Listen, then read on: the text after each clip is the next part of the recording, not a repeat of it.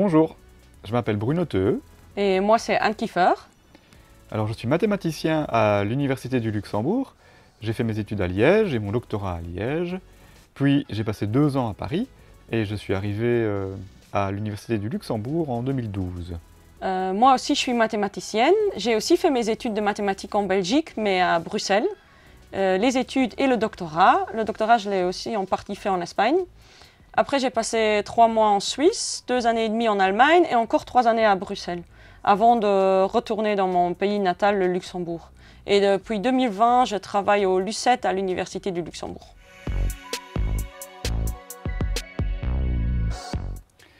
Alors, avec Hugo Parlier, qui est aussi mathématicien au département de mathématiques à Luxembourg, on voulait en fait avoir à disposition des jeux physiques qu'on pourrait utiliser au Science Festival. Alors si vous visitez le Science Festival, vous avez face à vous des dizaines d'ateliers, et donc on voulait avoir des jeux qui soient attractifs et suffisamment simples aussi à expliquer pour pouvoir commencer à jouer tout de suite, et suffisamment riches d'un point de vue mathématique pour que l'expérience du jeu soit intéressante de notre point de vue, en tout cas du point de vue des mathématiques. Et donc, à nos heures perdues, on a commencé à inventer ces jeux en partant d'une feuille blanche. On a essayé d'ajouter des ingrédients petit à petit, mais avec le plus petit nombre d'ingrédients possible pour avoir un équilibre entre la simplicité du jeu et des règles et l'intérêt mathématique. Et en effet, le jeu, il est parfait pour les festivals, parce que quand nous animons des festivals avec Bruno et Hugo, nous aimons bien faire du live aux gens. Nous aimons bien leur faire explorer des choses et pas juste leur expliquer ou les instruire. Et pour ça, le jeu, il est vraiment parfait, parce qu'il laisse les gens jouer, il laisse les gens explorer les mathématiques. Et en plus, on ne les oblige pas à faire des mathématiques directement. Donc on ne leur demande pas de faire des équations ou de faire des calculs mentaux compliqués, mais on les laisse jouer. Mais comme le jeu il a un lien fort avec des mathématiques, en jouant, les gens font des mathématiques. Et donc l'avantage du jeu, c'est sa simplicité. On peut commencer à jouer après 10 secondes. Il est évolutif, les premiers défis sont très simples, et puis là, ça se complique. Et donc dès le départ, on peut avoir déjà des récompenses, et donc ça le rend un peu addictif également.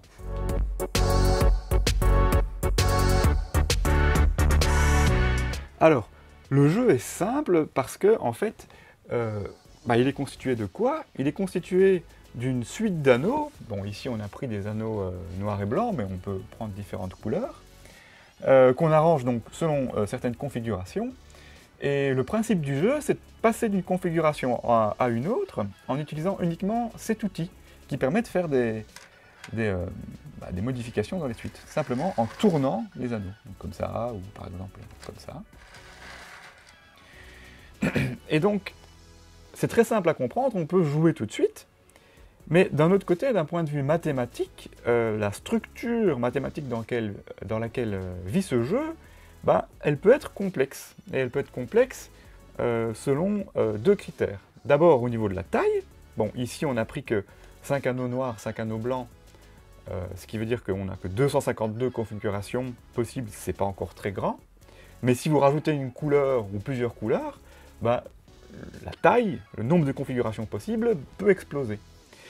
Et d'un autre côté, donc cette structure, on essaye de l'appréhender quand on joue, en tout cas intuitivement, uniquement à travers d'une toute petite fenêtre, qui est juste la fenêtre que permet cet outil.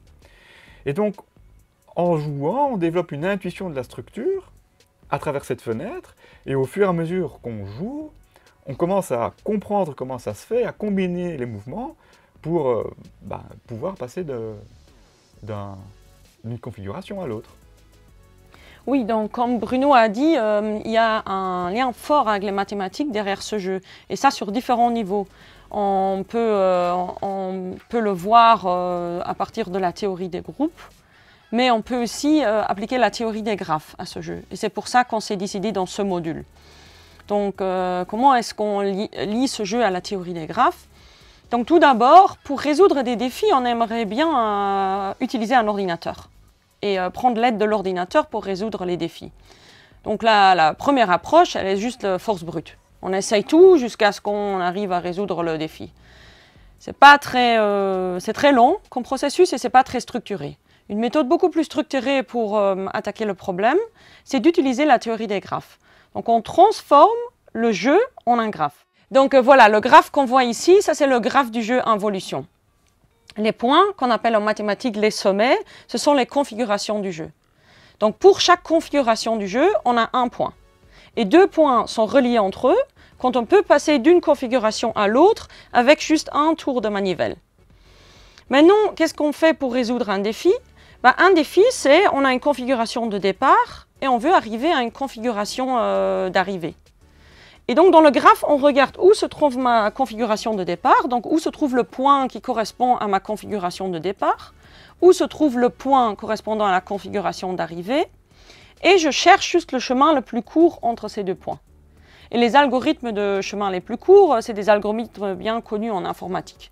Et donc on peut se servir de ces algorithmes qui sont déjà connus pour résoudre un casse-tête comme involution.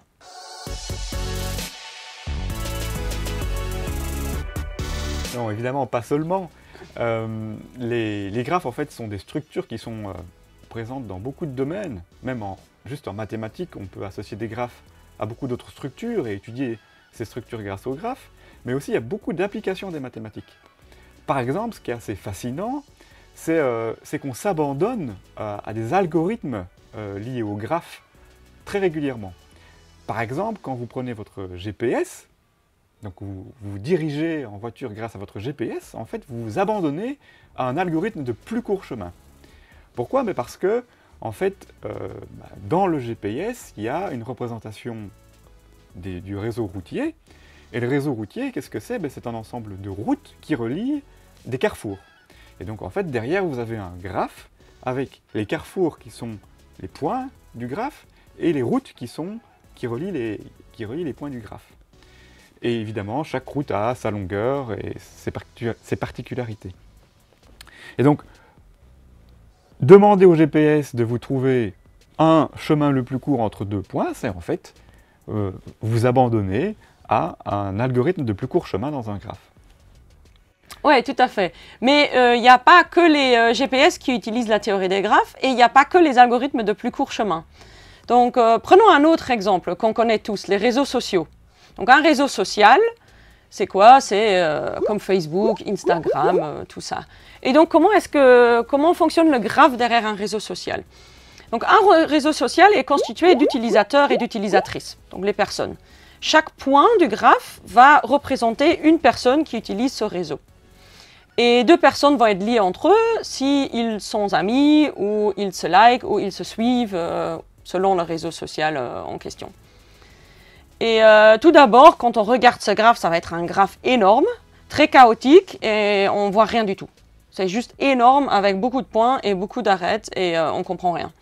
Mais si on regarde ce graphe de manière un peu plus détaillée, on va reconnaître qu'il y a des groupements dans ces graphes. Ces groupements en mathématiques, on les appelle clusters. Donc c'est quoi? Ce sont des groupes dans lesquels tous les points, donc toutes les personnes, sont très reliés entre eux. Donc tout le monde est ami avec tout le monde ou tout le monde suit tout le monde. À quoi ça sert de reconnaître des groupes comme ça? Par exemple, les agences de pub utilisent ça. Parce qu'on se dit que si on a un groupement où tout le monde est très lié à tout le monde, on se dit que dans ce groupement, les gens partagent des propriétés. Donc les gens ont probablement plus ou moins le même âge, le même style de vie, les mêmes goûts. Et donc si quelqu'un dans ce groupe achète un produit, l'agence de pub se dit les autres personnes, ou il est probable que beaucoup d'autres personnes de ce groupe vont être intéressées par le même produit. Et donc ils ciblent la publicité sur les personnes de ce groupe. Et c'est ainsi que la théorie des graphes peut être utilisée par des agences de pub dans des réseaux sociaux. Alors, on n'a pas besoin d'Internet pour faire des réseaux sociaux. Par exemple, on peut imaginer un réseau social créé sur la distance de poignée de main. Donc je vais avoir les points du graphe, ça va être les personnes, et on va relier 2 personnes entre elles si elles se sont déjà serrées la main. Donc par exemple, dans ce graphe, du graphe des poignées de main, moi je suis à distance 2 du grand-duc, parce qu'il m'est arrivé de serrer la main à la princesse Stéphanie. Oh, waouh! Ah voilà, je suis à distance 3 maintenant. Eh oui.